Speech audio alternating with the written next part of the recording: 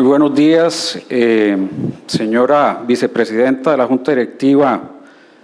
del Colegio de Abogados, don Ricardo Rivero Ortega, público presente. La comisión tomó la decisión de organizar esta actividad desde hace ya un buen tiempo,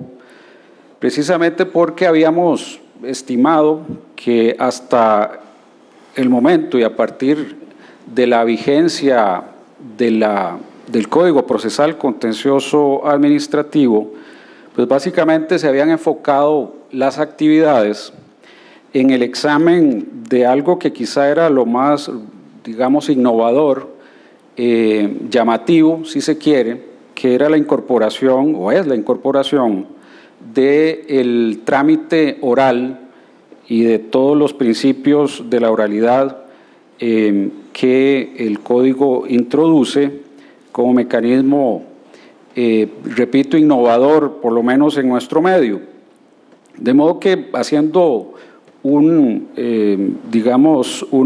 balance de las actividades que esta misma comisión, con el apoyo siempre del Colegio de Abogados, había venido promoviendo y otras en otros medios, pues entendimos que había siempre una intención de evaluar, examinar, como era lógico, por lo novedoso, pues cuál era básicamente el aporte del Código en lo que a las audiencias y el proceso por audiencias se refería. Encontramos entonces un vacío, una necesidad de complementar esas actividades con lo que hemos denominado el balance de cuál ha sido el aporte sustancial del Código Procesal Contencioso Administrativo. Y para hacerlo hemos contado con el apoyo del Colegio de Abogados, de su Junta Directiva y también de la Fundación Konrad Adenauer, que nos ha permitido contar con la participación del profesor Pablo Perrino, que en este momento está precisamente haciendo un extensísimo viaje desde su país y nos acompañará a partir del día de mañana. Desde ese punto de vista, esta iniciativa que hemos tenido parte de la apreciación de algunas consideraciones básicas que quisiera, a modo de motivación, transmitir el día de hoy brevemente. Identificamos tres aristas, tres temas que estimamos son necesarios examinar desde el 2008 hasta acá, de cómo ha producido el efecto o no lo ha producido la reforma que involucró el Código Procesal Contencioso Administrativo. El primer tema es el tema de la tutela cautelar. Hay que recordar que antes de la vigencia del Código teníamos un modelo contencioso administrativo objetivo al acto, teníamos una ley básicamente copiada de la ley española en la materia, que en lo fundamental preveía pretensiones de nulidad y por ende medidas cautelares, básicamente el famoso y muy conocido incidente de suspensión del acto administrativo, en el que se exigía, la ley lo decía, demostrar daños de imposible o muy difícil reparación, que era aquel estribillo que siempre nos hacían ver los jueces cuando no lográbamos obtener las cautelares, que básicamente o fundamentalmente, si no es que exclusivamente, se limitaban a medidas cautelares de naturaleza suspensiva del acto impugnado. Obviamente, esa tutela cautelar reducida a esa alternativa tan restringida para el justiciable, pues se fue tornando con el tiempo en una alternativa pues, bastante poco congruente con las garantías fundamentales que en esa materia fueron identificadas por la Sala Constitucional oportunamente. Por ahí empezaron a verse algunos fallos, específicamente del entonces Tribunal Superior Contencioso Administrativo, que empezaron a dejarnos ver la insuficiencia del modelo cautelar de la Ley Reguladora de la Jurisdicción Contencioso-Administrativa, basado en lo fundamental, repito, en el incidente de suspensión de los efectos del acto. Esto hizo que la evolución tendiera a acudir a otras alternativas y algunos nos atrevíamos a decirle al juez que el artículo 242 del Código Procesal Civil daba espacio para algo más que aquello, pero nos replicaban diciéndonos que esa era una norma ajena al derecho procesal contencioso administrativo, llevando, pues por supuesto, razón. Esto pues, fue uno de los aspectos que evidentemente entonces había que tener en cuenta en la copiosa agenda del reformador cuando se empezó a pensar en cuál debía ser el aporte de una reforma integral de la justicia contencioso-administrativa. Evidentemente la tutela cautelar era insuficiente, como lo era también insuficiente el modelo de control de legalidad moldeado por la ley de la jurisdicción contencioso-administrativa, y además que pues, la jurisprudencia se mostró, vamos a decir, conservadora a la hora de ver algunas otras alternativas que no eran estrictamente las que la ley y su letra nos establecían, sin perjuicio, repito, de algunas evidencias en la jurisprudencia del Tribunal Superior Contencioso Administrativo, que en apelación conocía de las decisiones en materia de tutela cautelar. La Sala Constitucional, repito, también, subrayo, hizo algunos aportes. De pronto, el artículo 41 de la Ley de la Jurisdicción Constitucional empezó a mostrarse también insuficiente en la medida en que, igual que la ley de la jurisdicción contenciosa, solo veía la posibilidad, la alternativa de la suspensión como medida cautelar, dejando de lado medidas cautelares de corte innovador como las que hoy prevé el Código Procesal Contencioso Administrativo, entre muchas otras. Entonces, bueno, siendo esto uno de los pilares de la reforma, es el momento, le pareció a la comisión, de revisar cuál ha sido el balance o hacer un balance de lo que hasta el día de hoy, luego de la reforma y de su vigencia desde el año 2008, ha venido sucediendo. Y aquí hay que decir, tenemos una dificultad en el conocimiento de cuál es la jurisprudencia imperante, y es que, pues básicamente, la jurisprudencia imperante es la que el Tribunal de Apelaciones finalmente determina, y esto lo hace en vía básicamente oral, de modo que la búsqueda de una línea jurisprudencial hace que pues sea necesario un esfuerzo adicional, buscar los videos, promover una investigación a ese nivel para poder establecer cuál es hoy día la línea jurisprudencial. Nos atrevemos a anticipar que ha existido, si se quiere, un comportamiento pendular. Inicialmente encontrábamos una tendencia más abierta de la jurisdicción al inicio de la vigencia del Código, y quizá hoy día una tendencia, pues no voy a decir más restrictiva, pero sí más exigente en cuanto a la labor del litigante a la hora de mostrar los presupuestos de fondo que prevé el Código y ha precisado la jurisprudencia para el otorgamiento de las medidas cautelares. Por eso hemos visualizado el interés, la necesidad de contar con una exposición en el día de hoy del profesor Ricardo Rivera Ortega, ya buen amigo nuestro que ha recientemente estado por acá y que nos dejó encantados con su intervención, y por eso hemos tenido, nos hemos permitido reiterar la invitación. Quiero reconocer el gran esfuerzo que ha hecho don Ricardo por estar acá. De hecho, terminando su exposición el día de hoy, tiene que partir de vuelta en un extenso viaje a su país, pero la verdad es que cuando se trata de amigos uno se permite esas licencias, y muchas gracias a don Ricardo de nuevo por el gran esfuerzo que ha hecho para estar hoy y acompañarnos con su gran aporte y conocimiento. Aparte de esta exposición, tendremos en la tarde una mesa redonda en la que, como en todas las que están programadas, hemos creído la necesidad de que participe alguien de la judicatura que nos haga ver cuál es su percepción desde la academia de los temas que hemos identificado, un abogado litigante y un abogado o un procurador, un litigante institucional, con el objetivo de tener esas tres, digamos, visiones que pues, son las visiones más útiles que encontramos y de los que somos de una u otra forma, dependiendo del papel que juguemos, los actores en el ámbito de la justicia contencioso-administrativa.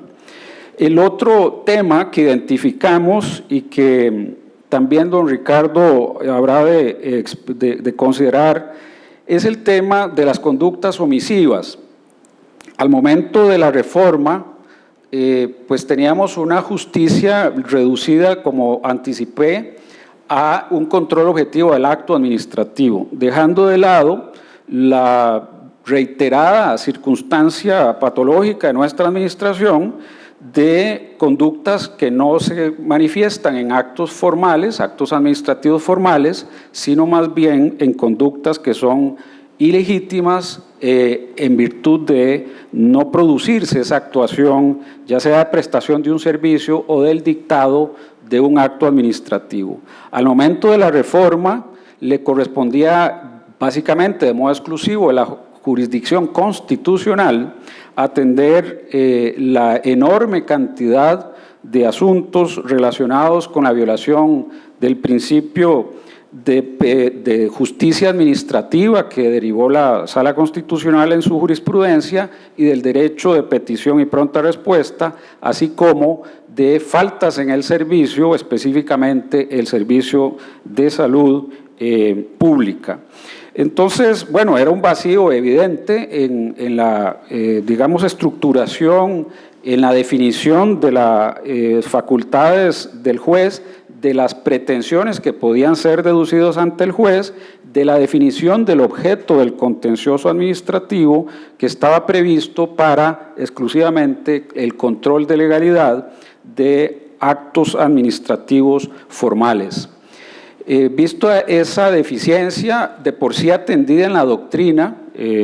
aunque con algún grado de debate, algunos en España incluso, incluyo acá, don Jesús González Pérez decía que no era necesario una reforma muy importante para considerar incluso con la letra de la ley española que copiamos, que era posible también controlar conductas omisivas. Lo cierto es que en nuestro medio nos decantamos por incorporar dentro de la lógica de la justicia contencioso-administrativa una lectura más amplia, hablando ya no de acto administrativo, sino de conducta administrativa, con lo cual pues, se quiso involucrar toda clase de manifestaciones de las conductas de las administraciones públicas de modo amplio y que por ende el juzgador y antes que el juzgador, el justiciable, tuviese la potestad de deducir pretensiones relacionadas con conductas que no fuesen necesariamente actos administrativos formales, incluyendo específicamente las conductas omisivas. No esperábamos en ese momento que la Sala Constitucional fuese tan creativa como para endosarle luego a la justicia contencioso-administrativa la tonelada de trabajo que significa atender lo que hoy se denomina el amparo de legalidad. Pero bueno, fue un endoso, digamos que una forma de reconocer de la Sala Constitucional las debilidades de la justicia constitucional y las fortalezas del contencioso administrativo. No era lo que se esperaba, porque evidentemente no se tenía pensado tener que atender un grueso número de asuntos como estos, pero si uno repasa la fundamentación de la Sala Constitucional, es básicamente aduciendo que la justicia contencioso-administrativa tiene mejores armas para controlar las conductas omisivas. Nos interesa entonces hacer un balance el día de mañana de cómo ha hecho esa tarea o ha cumplido esa tarea el Código Contencioso Administrativo, la jurisdicción y todos los que en estos nos desenvolvemos, si el balance es positivo o si debemos hacer un esfuerzo adicional en ese sentido. Para eso, de nuevo, tenemos el mismo esquema. En la mañana ya estará el profesor Perrino, que va a exponernos en torno al concepto. Es una noción importante de identificar de conductas omisivas, y luego los instrumentos del derecho comparado para el control de legalidad que fueron, hay que decirlo, considerados en la reforma, pero que vamos a escuchar al profesor Perrino de cómo esto se da en otros medios, para luego en la tarde tener una mesa redonda con la misma idea, un juzgador, un litigante institucional y en el caso de la tarde un académico que nos ilustren en cómo se ha advertido la forma en que el Código ha hecho un aporte sustancial en lo que al control de las conductas omisivas se refiere. Y finalmente, el tercer tema que quedó establecido como un tema a evaluar, a realizar un balance del aporte sustancial del Código, es el tema de la discrecionalidad administrativa, que hay que decir que al momento de la reforma fue sin duda, el más polémico. El más polémico porque pues, había una resistencia en ese momento de la Procuraduría General de la República en cuanto al alcance de los poderes que estaba previsto incorporar en el Código. Y aquí quiero hacer una referencia. Las disposiciones del Código en esta materia fueron extraídas de una propuesta de reforma que fue redactada por el don Eduardo Ortiz y que está inspirada en una lógica que está plasmada en el Código, que tiene que ver con la atribución al juzgador de los instrumentos, los mecanismos que la Ley General de la Administración Pública esperaba que tuviera el juzgador para el control de la discrecionalidad. Y esos mecanismos, esas herramientas procesales empiezan desde la propia posibilidad de plantear medidas cautelares, pasa por el tipo de pretensiones que es posible deducir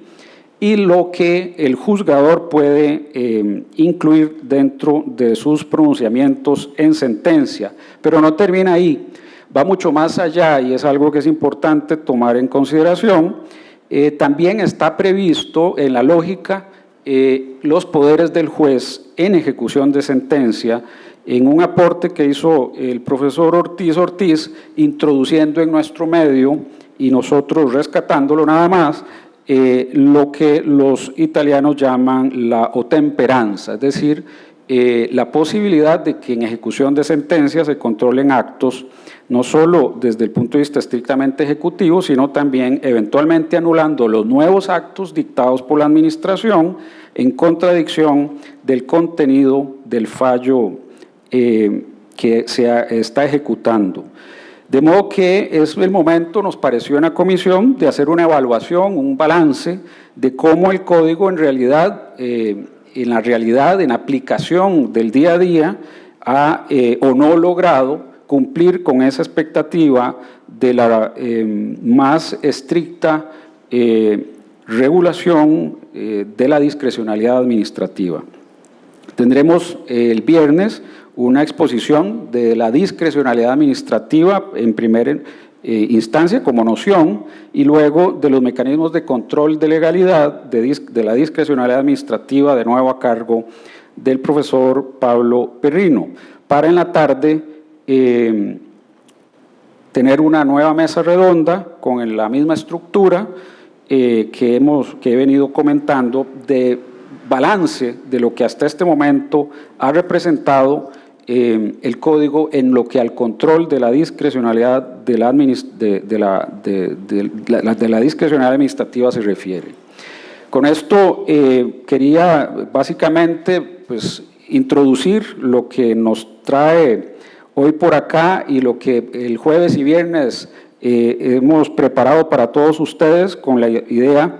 y la esperanza de que esto signifique una oportunidad para que todos los que participamos de una u otra forma en la justicia administrativa, pues tengamos la posibilidad de hacer este balance en estos tres temas medulares de la reforma desde la perspectiva sustancial. Quiero reiterar de nuevo a nombre de la comisión el agradecimiento de nuevo a don Ricardo por estar con nosotros de nuevo en el país. No hace mucho estuvo por acá, nos atrevimos a reiterar la invitación y él muy amablemente la acepta.